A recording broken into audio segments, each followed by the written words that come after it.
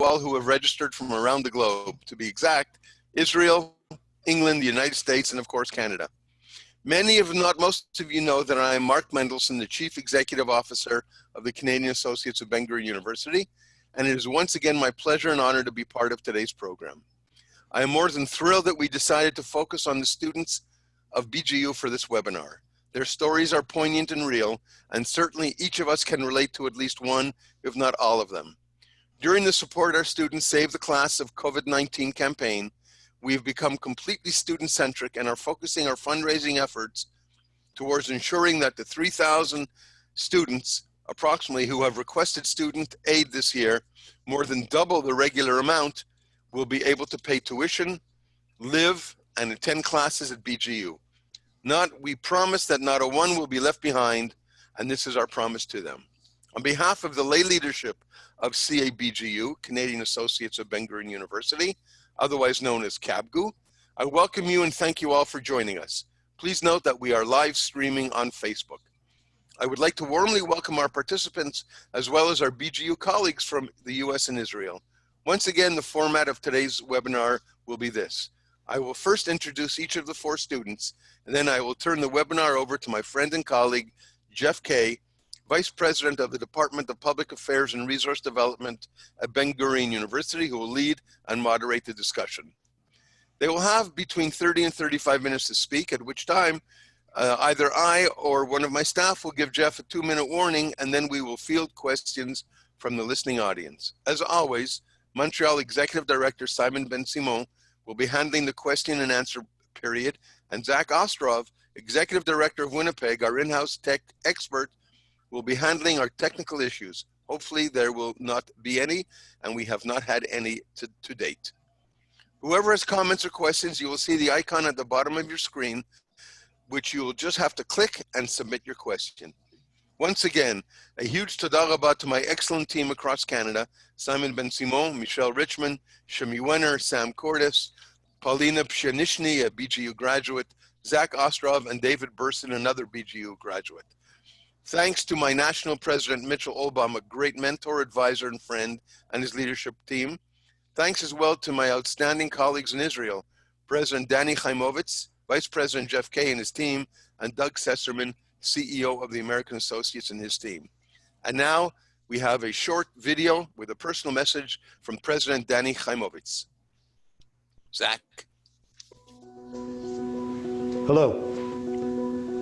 There's no doubt that these past 4 months, we've seen our world turned upside down. Ben-Gurion University has survived these months amazingly with our research and how we've managed to keep the semester going. But I want to tell you about what's keeping me awake at night now. 4 months into the crisis, what's worrying me more than anything else is the future of Israel, and that comes in to the future of our young people.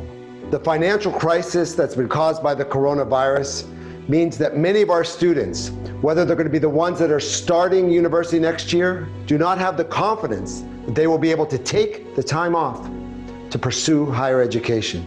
And don't forget that our students are also older, over the age of 20, many of them after the Army, independent in their lives. This potential loss of students, or of students dropping out, can have insurmountable effects on our society and on our worlds.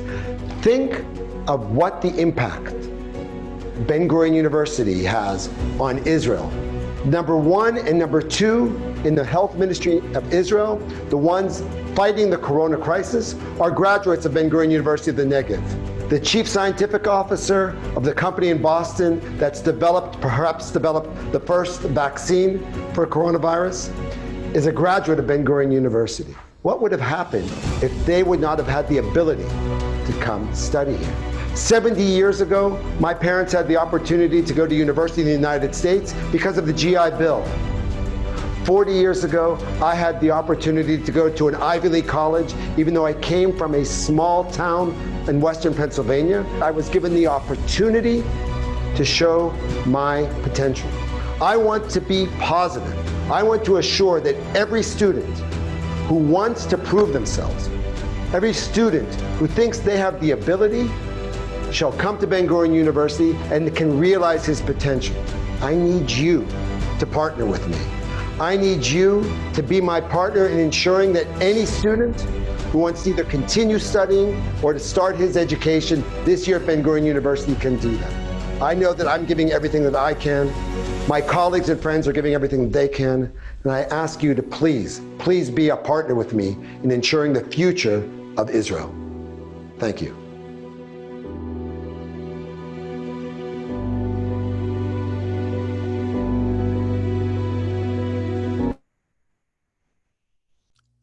What can one say after that poignant, incredible message from Danny?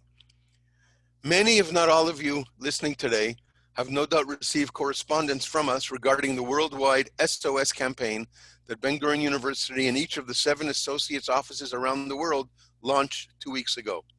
I'm thrilled to say that under Jeff Kay's leadership and under the leadership of each regional CEO, 3.4 million US has been raised towards the goal of 6 million. And we in Canada have certainly been pulling well over our weight as we have raised over 640,000 US towards our goal of 1 million. This is the first time in the 50-year history of Ben-Gurion University that it has faced such a crisis that about 3,000 students are in desperate need of not only tuition, but also of living expenses. What with the devastated economy in Israel and the fact that almost 25% of its workforce is unemployed, the students can't find work and many of their parents are also unemployed. This is a situation of unprecedented consequences because if we do not have students in our university, as Danny just said, we do not have a future for not only the Negev, but of Israel itself. And of course, the startup nation will be missing key researchers and components to continue to lead the world in life-altering discoveries. If you are approached, please join us to support the students and the future of the startup nation. And if by chance you haven't been approached, please visit us on our website, www.bengurion.ca, and donate until it helps or hurts. I'm also very proud to announce that on September 9th, the Canadian Associates will be holding a national virtual gala event featuring Mayim Bialik, neuroscientist, but much more known as Amy Farrah Fowler of Big Bang Theory fame. Thanks to Toronto Executive Director Shimi Wenner, we now welcome Senator Linda Frum as the official moderator of the evening. Can't wait. President Danny Chaimovitz will also be presenting that evening, and all proceeds will be going towards the Support Our Student Emergency campaign. Each household which participates and purchases a sponsorship or ticket will receive a wonderful bottle of red wine from one of Israel's top vineyards, Yatir, along with engraved wine glasses and a box of eating treats, depending on where you live in Canada. But I can assure you they will all be delicious. And it is now my pleasure to get on with the show and introduce the 4 students in the order in which it came out of my printer. Yves Tendler, the Departments of Middle East Studies and Geography and Environmental Development. Yves is a student in this department. During the coronavirus outbreak, she was involved in coexistence activities. For the past 2 years, she has volunteered in a human rights organization in Bedouin villages and has become aware that there is a severe lack of internet and infrastructure in these villages. Yves approached the university for help as representative of these villages, and the university offered to support Bedouin students living in these villages by making information much more accessible. Yves chose to study at CABGU because she feels it is important to live in the Negev and learn more about the Negev society and the 280,000 Bedouins who live there. She's very proud of CABGU for their willingness to quickly respond to the problems facing Bedouin students during the coronavirus and offer support. Yam Etner is just finishing his 3rd year of medical school in Israel. During the coronavirus crisis, Yam found it very difficult to manage his time and study from home and not in the classroom. He says that one of the things that greatly affected him was his sense of uncertainty. The coronavirus crisis forced him to manage his own schedule, and he found that volunteering actually helped him tap into new energy for his studies. He had to deal with dilemmas of where and when to take exams, given throughout the crisis, since some of the students were not on the campus. The medical school quickly switched to online classes, and all films of courses taught in previous years were uploaded for the students and thus enabled a smooth transition. Topaz Werner is a 3rd-year student. At the beginning of the crisis, she went into quarantine in Beersheba and then moved back home to live with her parents. Because of the international crisis her father, who works overseas, could not return to Israel and is still overseas. Her younger brother was in lockdown in the army, and this year only Topaz and her mother were able to celebrate Pesach together. She found it very difficult to rate her seminar papers without access to the library or to other information sources, which she could access physically. The transfer to online studies was difficult since she found it distracting to study at home, and it was hard to form new study habits while experiencing uncertainty and concern for her loved ones. It's very interesting how each of the students sort of faced this difficulty in their own way, and it wasn't easy. She tried not to think about what will happen if it would be too difficult to overcome her study gaps. And finally, Omer Shtar grew up in Rehovot. He served in the IDF as a commander of the security of a classified base in the Air Force. If he would tell where this base was, he would probably have to kill us all. Omer is now finishing his second year studying politics and government and European studies, and is also in the conflict management and resolution program, which is quite a course load. He serves as the assistant spokesperson in the student union and additionally leads the student union's branding and marketing campaigns. And it is now my pleasure to give the floor, the computer, and the screen up to my good friend and colleague, Jeff Kay, VP. Jeff, you know what? You might be able to switch over David Letterman if you do a good job. I'm the best. Okay, good evening or good morning to all of you. I want to start off by thanking Mark for his leadership.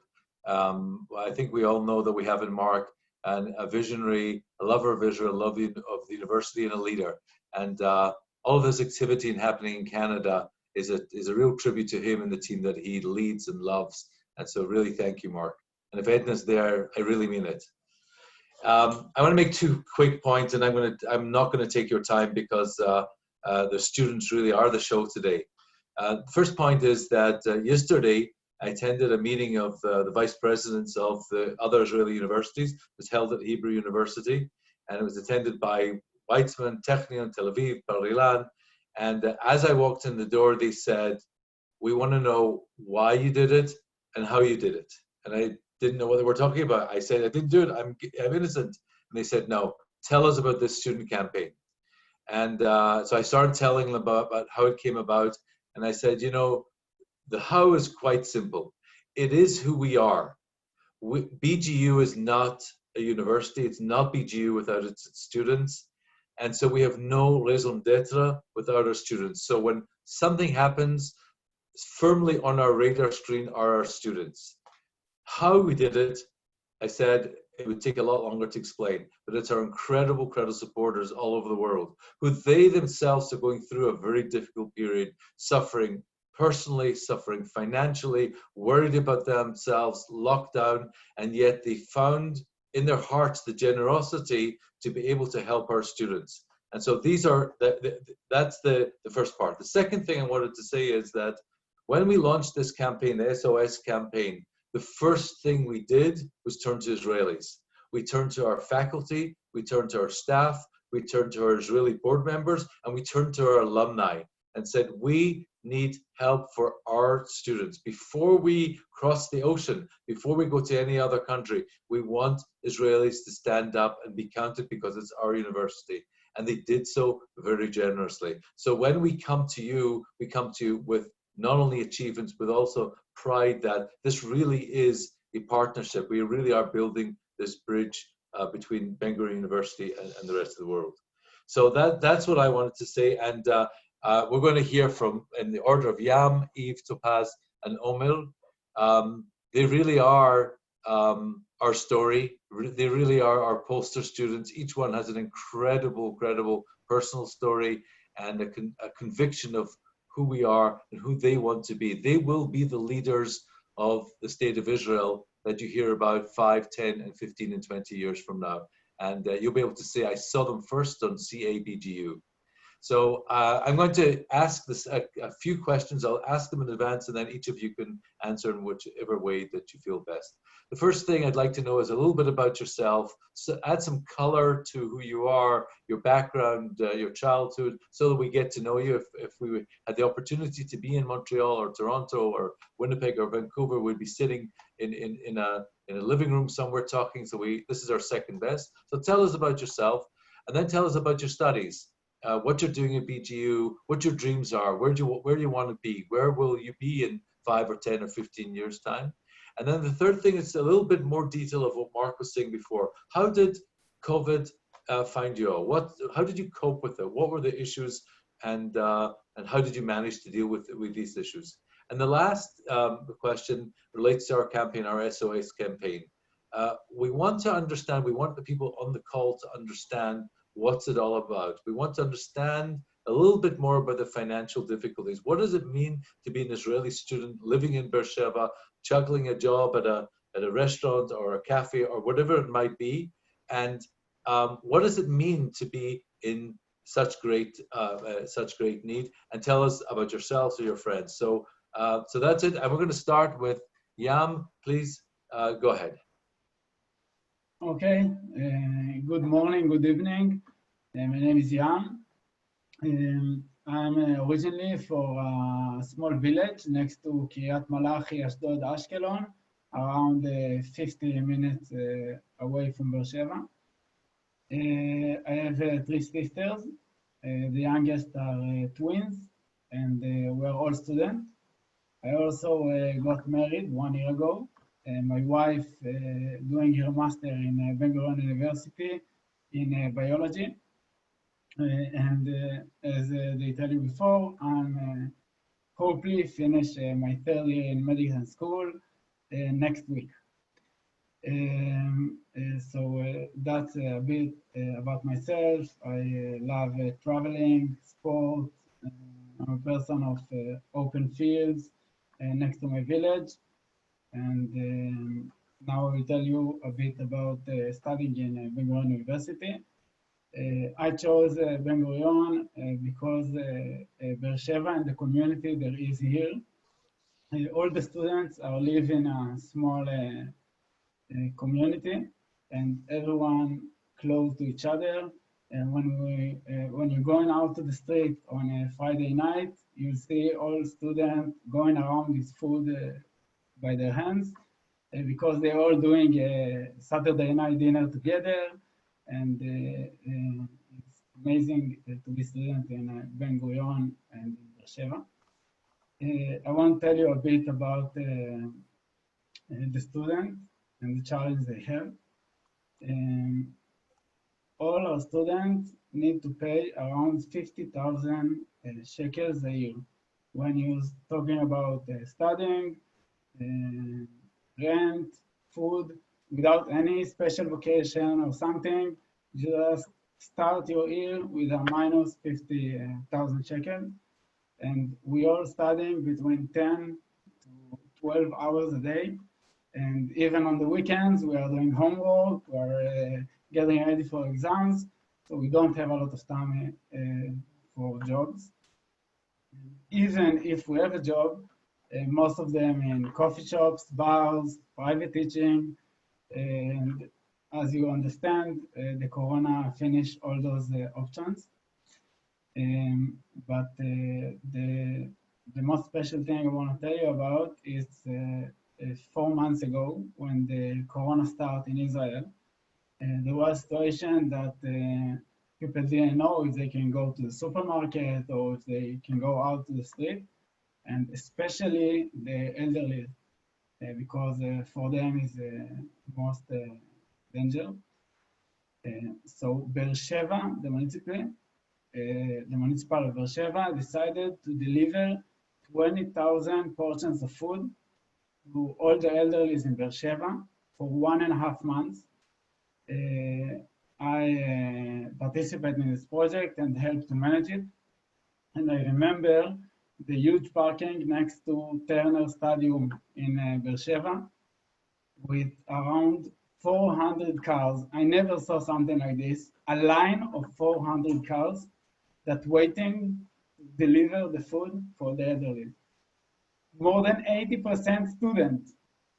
I just remind you, they don't have money for gas. They don't have time because studying still going. They still have exams. They still have homework. They have everything regular. They don't finish their jobs. They all student full-time job. And they waiting for 1 or 2 hours in the line to deliver the food. And even more amazing thing is that every day we need to sell 100 cars. Well, sorry, we finished to deliver everything. There was too many volunteers, and it was really amazing to see it. I will also tell you that I'm studying in the health science faculty, and when Corona started, they needed a lot of help in labs, in the hospital, in Corona tests, and all our students, and I'm talking about hundreds of students from all the faculty, they came 8 hours a day, 24 hours, Corona not stopping at night, and they all voluntarily went to help. And I said again, without money, without time as a student, and they did it just to help the community.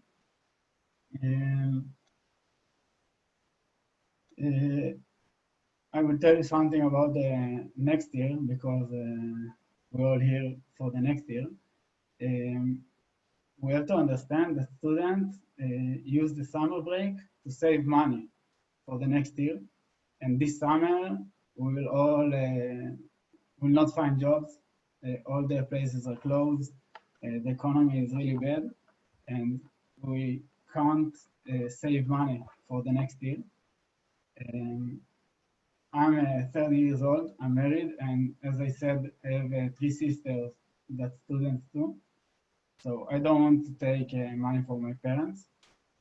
I'm working 250 hours a month to pay all what I need. And I hope the next year I could do it too, but I know a lot of students can't. I also tell you that a lot of students from Ben-Gurion, from Beersheba, leave their apartment and came back home to save the rent for 2, 3, 4 months because of the economy. And we really need your help. Thank you. Thank you, Yam. I think that all of us in this call will have that image in their minds for a long time of these cars outside the Turner Stadium with the food boxes. So thank you for sharing that with us and giving us the gift of that story. I want to turn to Eve now. I think everybody in the call wants to understand why you have Arabic, English, and Hebrew, and we can see the word partnership. So you'll tell us more about that as well. Yeah, we can see. Tell us all about that, and we want to know about you. So please go ahead, Eve. Okay. Yes, I'm at the offices of the NGO that I've been involved with in the past couple of years. It's a joint Arab-Jewish initiative in the Negev. Yes, so I've been here most of the day, so also the Zoom caught me here, and so I guess it's a good background. It wasn't intentional, I have to say. Yes, what can I say? I guess today I'm half speaking for myself, but I'm also half a messenger because we don't have a Bedouin student in this Zoom today. But I'm now finishing my bachelor after 3 years in Beersheba. 26 years old. I can't add too much about being a student and studying online more than what Yam said, but during my 3 years here, I've been really exposed to a whole new community and society that I didn't know before. I've been very much involved in Israeli-Palestinian initiatives before, but getting to know the Bedouin community was the first time for me here in Beersheba, both as a classmate, but also as just people that live with me in the Negev, in the southern region of Israel. During COVID, a friend and a Bedouin student who lives in one of those villages contacted me because he knows I'm involved in those kind of stuff, and he told me that he can't study. and since we moved to online studies, his village is unrecognized, and so the state doesn't provide there any type of infrastructure, from water to electricity to internet. And he said that he is unable to get into the classes online. He's unable to download the materials he needs. And we decided to talk to the university about it. We felt like there's someone that will listen to us among the university staff. And we wrote a letter. We got signatures from a few dozens of Bedouin students from different villages. And the kind of answer to the university to that was supplying Netflix. It's kind of a, modular modem that you can connect to your computer, and you should have internet from anywhere, even without a Wi-Fi connection. So we got those Netflix, and it was kind of, the fastest bandage that we could put to allow those students to not have gaps that maybe later will be just unable to follow up with. We are talking, about students that already come from the most difficult socioeconomical background in Israel, from very difficult places where 30% of high school students drop out. So really students that made a very long way, and losing them in the university would be a huge loss for us as students and also for the Israeli society as a whole. So that was like the first thing that we did, and we're still in the process. We're still working on new ideas, new concepts with the university to think how next year will be tolerable for those students and how they can pursue their dreams the same like myself and Yam and the other students here today. So that was, I have to say, that was most of what I did during the Corona time. I think for me, both personally, because I know, and they're my friends, and both as an Israeli who lives here, imagining a society where we live, the week behind is something that I can't really bear. That's half myself and half the message, I guess. But if you have more questions, Jeff, I would love to answer. Thank you, Eve. I think that again, the people that are watching and listening are kveling, but meaning they're taking a great amount of pride in you and in Yam, and just the very natural way you talk about reaching out to the Bedouin students, helping, I think it makes you and us so very special. And Topaz, yeah, I think everybody knows that yesterday Olivia de Havilland, one of the actresses from Gone with the Wind, which is no longer so easy to watch, passed away. But we all know that since this video that you did just a few weeks ago went viral, you're the new star in Hollywood. So Topaz, tell us about this, and if you haven't seen Topaz's video, Mark, you should make it available so that everybody gets to see it. I think it was there was not a dry eye after we watched Topaz make a presentation. So please, Topaz. Topaz, please, Topaz, send it to me, please. I did not see it. Okay, I will send it. Okay, so my name is Topaz. I'm from Moshav Tzofit, it's near Kfar Saba, something like hour and a half from Beersheba. I'm 28 years old next week. I'm the last year in the university. I started learning in the first year when I was an officer in the army, so it's not really easy for me. But this last semester for us, for all as a graduated, it's very, very difficult because we came to Beersheba and to BGU because of the social life, because the friends, because to know each other, to know the thoughts, and now we don't have this at all. And it's very, very hard for me because it's not what I'm expecting for. So this is the Corona. From the students and from myself, my family are very, very crisis because my father is still abroad. My brother is still in the army. So just the girls in the house. I'm the oldest daughter, so it's very, very difficult for my mother. So in the first of the corona, I was here in the Beersheba. I was exams, and it was the exams of the last semester. So it was really confused and not sure what's going on. So I was in the Beersheba in the something like 3 weeks, I think, with my boyfriend and with my dog. And after this, after we finished the trial, I'm going to my mother and I stuck here like something like month and a half, I think. All the class, all the homework, all the finish exam, all the final works for last semester and the last year. Really hard because I don't have the library, I don't have the books, don't have nothing at all. So it's really very confused and I'm not sure what to do. Zoom, internet, all the difficulties with one hand. But now I'm in Beersheba. I finished my works. I have last one. So I'm expect for good. Don't know what to say anymore. Topaz, let me ask you, where do you see yourself 10 years from now? Wow, it's really hard question, but I think in the politics, because or politics or education, because I think in the society in Israel it's very important. It's very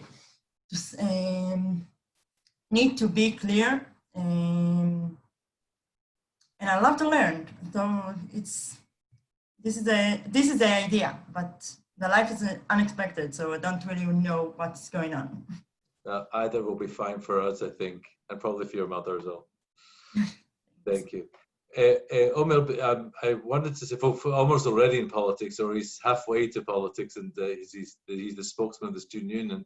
And I said when I started that we turned to Israelis first and asked for help for the SOS campaign from Israelis.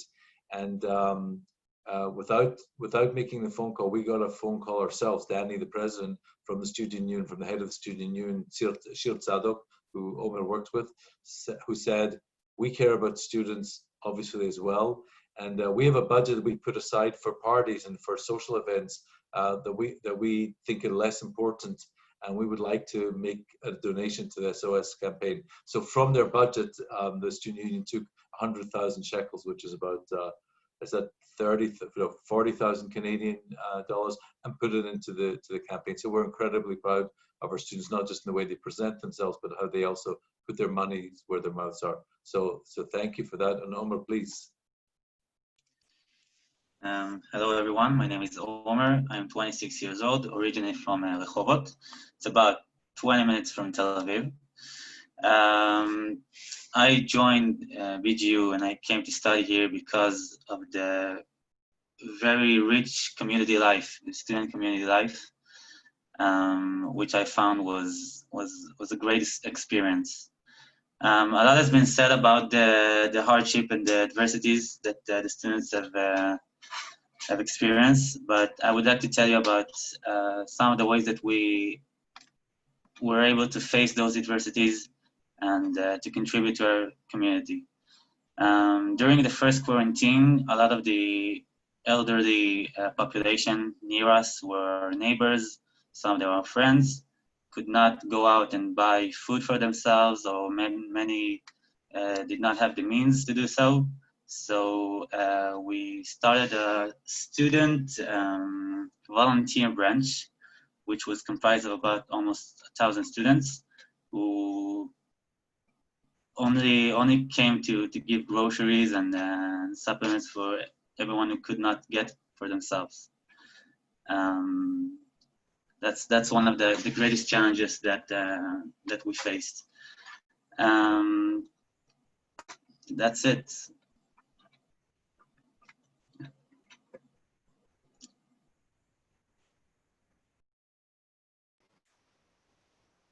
Are we ready now for questions? Zach?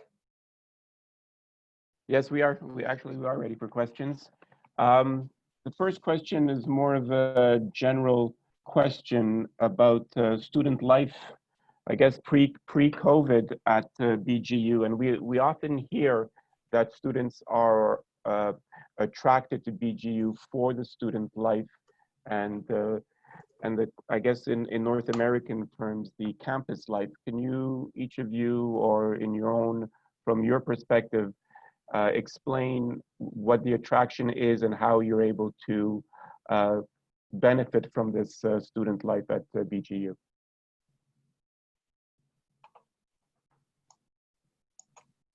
I will answer it. Yeah. The life in the university, in the campus, and the life after that, it's connected because we live around the university and something like the far away, it's 10 in walk. So it's not pause, it's everything and every day, all the day. And when the corona is coming, suddenly we don't have this. We don't have the social life. We don't have the social in the campus. We don't have the friends after the learn. We not learn together. We don't have the Friday evening together. Everything we regular for this. So it's very, very change and different, and we not expected for that. So it don't. For me, this is one of the reasons of I came to Beersheba because it's social life, because my friends, and I moved to Beersheba, to the city, not just to learn, more the friends, and it's like, it's hard to say, but we live like in community that just student. We have neighbors, neighborhood that live just as students, and it's like a community, it's like a comuna. So it's very, very different right now. Great, thank you. Anyone else?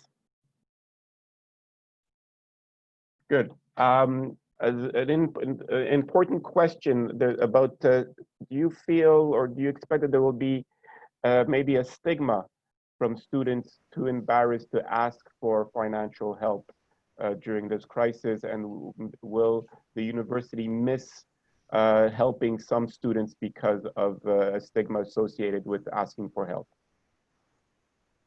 Maybe Omer, from a student perspective, from a student union perspective. Well, I think that there is a stigma, but we in the student union work constantly to try to get to the people and the students who can't and who don't have the means to pay their tuition and many other aspects of it.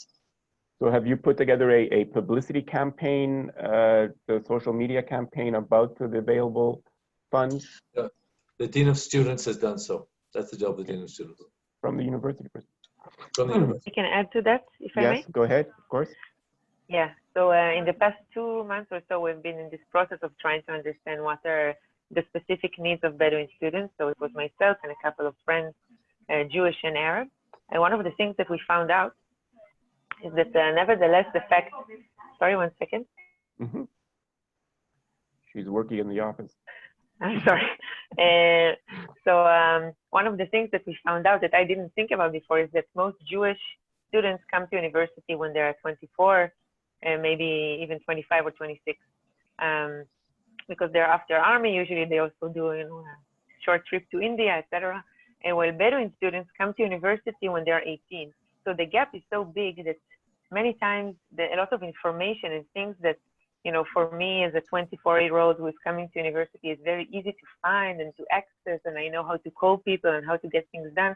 For students who are 18 and just finished high school, for many of them it's the first time they even leave their village. Their spoken language is Arabic and not Hebrew. It can be very difficult. So one of the things that we have realized that there's a lot of work to be done in this coordination between the university and the funds that it gives to students financially, and those students who are coming with very little background of how to deal with bureaucracy from the first time. So I thought it's, you know, it's something that it's interesting to look at, you know, those gaps that we have and how can we as a community work to close them? Great, thank you. Any other comments? I think there's a question for you, Jeff, and it pertains to have the alumni of the university been approached for this campaign? Israeli alumni, I assume. Yeah, thank you. First of all, it's a good question because the answer is yes. We at BGU, and again, I told you I was at this meeting with the other university who have been around double the time. We're celebrating 50 years as universities that are 100 and 120 years, and I was shocked to hear that we actually have a better list of alumni than any of the other universities. Again, it says a lot about our DNA. But we did send out an appeal to our alumni. We sent them out an email, and we got a very nice response. Not lots of money. In other words, the alumni weren't able to donate large sums of money, but we got many small gifts. And for me, that's the indication. That's the stand up being be counted. That is hey guys, it's okay to be asked to help a student at the university where I was able to study. So we're very pleased, and we're going to take it and build on it because we think that there's huge potential, as there are in other countries of the world, like the United States and Canada, where universities are taken care of by those students who see it as their alma mater. That's a culture that's not been in Israel so far, and we see light at the end of the tunnel, and are very encouraged by it. Great, thank you. There's a question for all of you, and the attraction of coming to study at BGU and live in Beersheba. How many of you are planning to stay in Beersheba, work in Beersheba? Yam, are you going to be hopefully working at Soroka Hospital? I will answer that. Actually, I live in the south of Israel all my life. It's a funny question for me because Beersheba it's better than Tel Aviv, if you ask me. There is more open fields here. The people are more chill. It's not the center of Israel, the center of business. Everything is the biggest. It's amazing place to live in. But you know, life. I don't know where I will be in 4, 5, 10 years. But Beersheba is an amazing option that maybe I will stay here for the rest of my life or for 20 years, or maybe I will leave next year. I don't know. But it's the same as any other place because it's an amazing place and I really enjoy here. I lived 5 years in Beersheba. I studied medicine 1 year. I did 1 year biology before, and I did 1 year before. I just live in Beersheba because I knew it's an amazing city to be in. So that's my answer. Great. Anyone else? Omer? Yeah, I would like to add, I think that when we want to answer that question, we have to take into account the financial crisis that is taking place. I think that securing a job has become more uncertain than it was. So maybe it had ruined some of the plans that people who wanted to stay here had. I think that it's a very complex question, and it's affected by COVID-19. Good answer, actually. Thank you. Eve, there's maybe you can relate it to staying in Beersheba in the Negev, but there's quite an interest in you elaborating a little bit about your work with the Bedouin communities in general, with the Bedouin youth and Bedouin students. How did you get into it? And what can you, just to give us a little bit more along those lines? I can try generally. I guess I can. I have to silence here the people again. She's busy. Eve, you're sorry.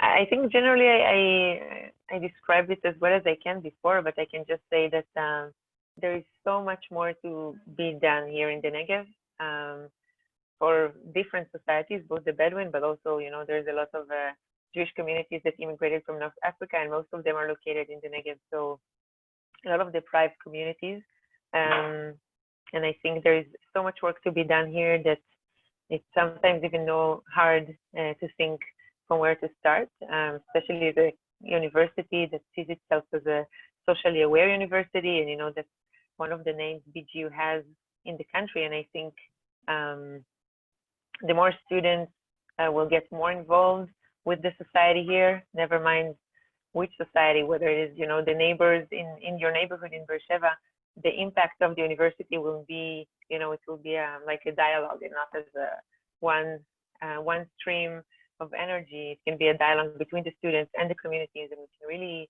make the Negev a better place. If there are like a specific questions about That's the great. work, Thank you. I can add. That's great. Thank you. I think there's a question actually for Jeff, for the students, but directed at Jeff. Now that you have the ear of the administration, of the leadership of the Ben-Gurion University, they're paying attention. What advice do you have for them for the coming academic year? You spoke a lot about shifting to online learning, which has its good points and its bad points. That will it be possible for you do you see yourselves going on more online learning? We know that the president sent out an email to the student population saying that it's going to be a hybrid model in the next year. How do you feel about that in terms of the community social life what can the university do to manage an academic year in light of the pandemic? Maybe Omer? Well, I can speak for the student union, but not the university. I think that the greatest challenge we face the current study year is to maintain the community life that we have in Beersheba. We're starting to make plans for it, and we intend to sustain the community life. When it comes to the university and the exams, it's an ongoing negotiation between the student union and the university, and I do believe that we both have the students' best interests in hand. Thank you. Anyone else? Jeff? Simon, I wanted to, what you said it perfectly in terms of us listening to the students, and from every one of these calls we learn more. I learned more. Last night we had a call south of the border, and there was a student called Orlan who was being interviewed in the same way as our wonderful students are today, and he, like Omer said, the most important thing is to keep our community together and connections, and said, one of the things that Zoom calls that we could resolve is that our Zoom lectures, what happens is the students all come aboard like we do tonight, but they're admitted into the Zoom meeting only once the lecturer is there himself, herself. And he said, if we were allowed to chat in the waiting room before the professor comes, it would help us interact more. So already today we took that idea and we're talking to Zoom to see if it's possible. But here's a tiny little thing that none of us thought of, and we didn't. You might have, of that could make life a little bit better and preserve that special fabric, social fabric that BGU students have. Great, thank you very much. Mark, over to you.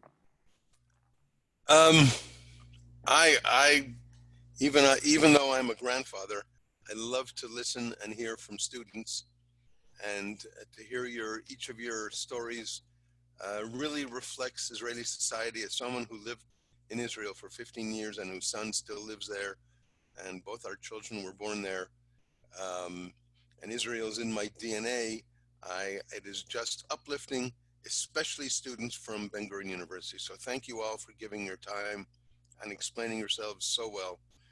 Jeff, my friend, my partner, even though he is Scottish, and his country produces the second best smoked salmon in the world.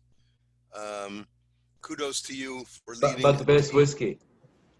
Yes, that I concur. That I concur. leading an outstanding team of professionals at Ben-Gurion and bringing new and professional direction to the university. He has spearheaded the campaign and look forward to working with him for the next, I think my contract is 15 or 20 years. So until I'm 92. But thank you all for participating. Thanks, Jeff, again. And for all our participants, my staff, of course, Simon and Zach for keeping us on track, and the rest of the staff who I mentioned. I once again tell the participants, go to our website, look at our Mind Bialik September 9th program, which will be a fabulous, fun, and short, an hour and a half program. The wine is outstanding, the goodies are delicious, and the wine glasses are really stemless Bordeaux and Burgundy wine glasses. So please join us. Everyone, stay safe. Israel has a new coronavirus czar who is taking over, and hopefully he will bring much better numbers, although my wife just told me a half an hour ago that the newest numbers, she's watching Israeli TV all the time, these newest numbers show that the serious cases have stabilized, and that is what they're looking at. So stay safe, wear masks. Hopefully we'll see you all on campus in October. I plan to be there, and have a wonderful, safe summer. Thank you all. Mark out.